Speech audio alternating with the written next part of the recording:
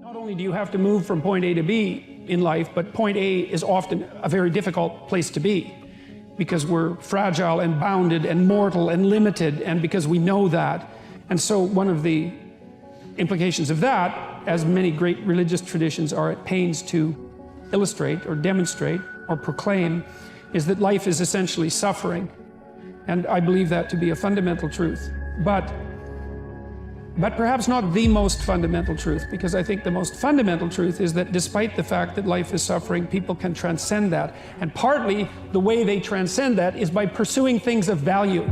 And so that if there is no value proposition at hand, then you have no meaning to justify the difficult conditions of your life. And that's brutally difficult for people. You know, Nietzsche said, he who has a why can bear any how. And you see, and I've certainly seen this as a clinical practitioner, that people who have no purpose in their life are embittered by the difficulties of their life. And they become first bitter, and then resentful, and then revengeful, and then cruel. And there's plenty of places to go past cruel. That's just where you start if you're really on a downhill path. There's a baseline of suffering in life, and that can be exaggerated as a consequence of human failing, as a consequence of malevolence and betrayal and self-betrayal and deceit and all those things that we do to each other and ourselves that we know that aren't good. That amplifies the suffering. That's sort of the baseline against which you have to work. And it's contemplation of that often that makes people hopeless and depressed and anxious and overwhelmed and all of that. And they have the reasons. But you need something to put up against that. And what you put up against that is meaning. Meaning is actually the instinct that helps you guide yourself through that catastrophe. And most of that meaning is to be found in the adoption of responsibility. So if you think, for example, if you think about the people that you admire, well, you think about when you have a clear conscience first, because that's a good thing to aim at, which is something different than happiness, right? And so if you think about the times when you're at peace with yourself with regards to how you're conducting yourself in the world, it's almost always conditions under which you've adopted responsibility, right? At least the most guilt I think that you can experience, perhaps, is the sure knowledge that you're not even taking care of yourself, so that you're leaving that responsibility to other people, because that's pretty pathetic. Unless you're psychopathic and and you're living a parasitical life, and that characterizes a very small minority of people, and an even smaller minority think that's justifiable. But most of the time you're in guilt and shame because you're not only are you not taking care of yourself, let's say, so someone else has to, but you're not living up to your full potential. And so there's an existential weight that goes along with that. If you're failing repeatedly, then there's probably something wrong. It's possible that there's something wrong with the way that you're conceptualizing the world, because you have a choice, right? If you keep making sacrifices and they don't work, there's a binary choice, and one is, well, there's something wrong with the structure of reality, and the other is there's something wrong with your approach.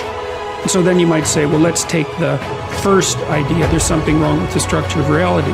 It's like, you're really going to say that, are you? You're really going to come out and say, I know enough to judge the nature of being. And then the alternative is also quite frightening, because then, it's you that's making the mistakes, and you might be wrong at a really deep level, and that might mean that a lot of you has to burn off and be transformed. Maybe even things about yourself that you think are admirable and that you like, because your position, your self-conceptualization is so warped and wrong. And that's really daunting. But when people set themselves up as the judge of being, I've written about this a fair bit in my new book, which is called 12 Rules for Life. When people set themselves up as the judge of being, then they take on what can only be described as a kind of satanic arrogance, because they've actually taken to themselves the moral right to criticize the structure of existence itself. It's like, you better be careful when you do something like that, because you're setting yourself up as the judge of being.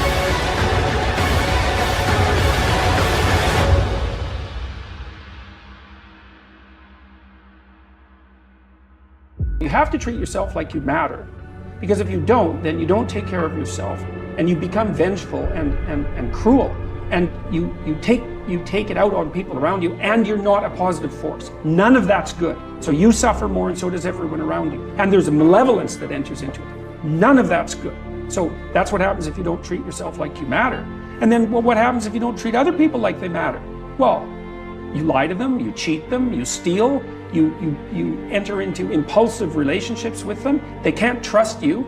That doesn't go anywhere. They don't like you. You end up alone at best, and maybe like incarcerated at worst. Like, that doesn't work. And so you watch the people around you who thrive, regardless of what they say. They act out the proposition that everyone matters. And then you have a functional society. And I think, okay, well, if when you act out the proposition that everyone matters, you have a functional society, maybe that's evidence that that proposition is true.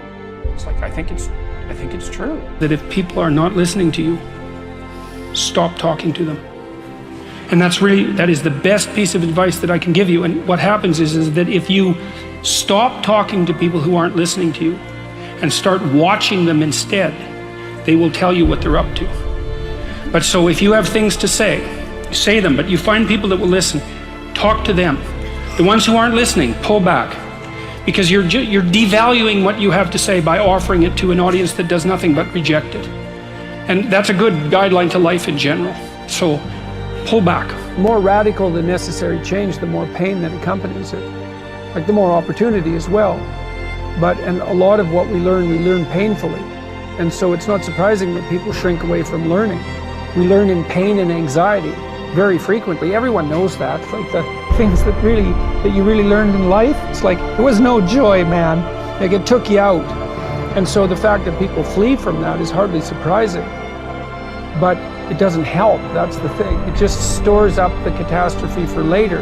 And so the better idea is to eat a little poison every day so that you don't have to overdose in a month. It's something like that. And it is the case that I think because you aren't forced to, first of all, you don't learn unless you're forced to learn. I know there's alternatives to that. There's the voluntary search for knowledge. And that's a fine thing, and that is an antidote to this. But apart from that, speaking more practically, you tend not to learn unless you're forced to learn. And what you tend to learn by force are difficult lessons. And so people are very prone to not seek that out. It's not surprising, but it's because they don't understand the consequences very well. It's because they're convinced that there's some way of forestalling the necessary learning, and there isn't any way of forestalling it. All you do is make it worse in the future. You make yourself smaller, and you make the lesson harder. And so that's why in so many religious doctrines there's emphasis on humility. And humility isn't to debase yourself. It's to understand that you don't know enough so that your life isn't going to be miserable. And so every chance you get to grab something new that will help you along your way, you should take it as fast as you can. But you have to have a very tragic, I would say, view of reality, and also a harsh one, because it's not just tragedy, it's also malevolence. You have to understand that those are waiting for you, and that makes you desperate enough to learn, and that might make you desperate enough to fall out of your ideology. But that's a hard way of looking at the world. It beats living through it, though. The magnitude of the reward you experience as you're moving towards a goal is proportionate to the importance of the goal. So that means the more important the goal you pick, the more possibility there is for the kind of reward, let's say. It's really a state of being that is life-affirming, and it is directly life-affirming in that, like if you're in a football game and it's an important football game and maybe you break a finger, and normally that's a problem. It hurts, and you're going to stop doing whatever you're doing. But if you're right in the middle of the game, then you'll be so amped up on this reward system that it's analgesic. It stops the pain. It also suppresses anxiety. So if you have a purpose, then it's analgesic. It takes some of the pain out of life. It's very positive in that it motivates and energizes you and focuses you and makes you able to remember and pay attention.